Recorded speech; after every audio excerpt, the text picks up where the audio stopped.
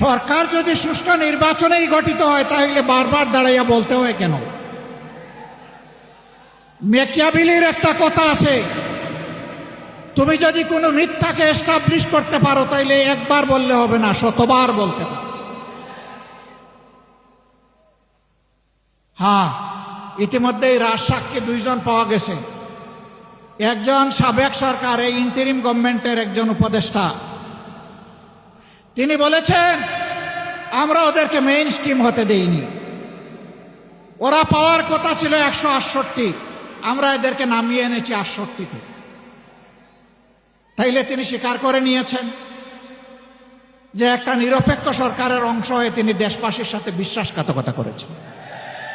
তিনি বলেন নাই যে আমি নামিয়ে এনেছি, বলেছেন আমরা নামিয়ে এনেছি বহু বছর।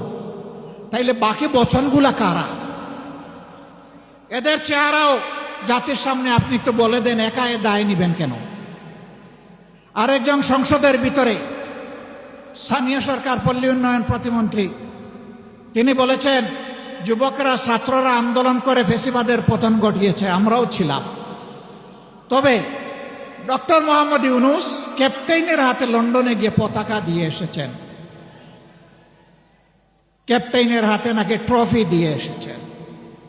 ট্রফি যদি আগেই ক্যাপ্টেইনের হাতে চলে যায় তাহলে এটা ছিল নির্বাচন নামের তামসা।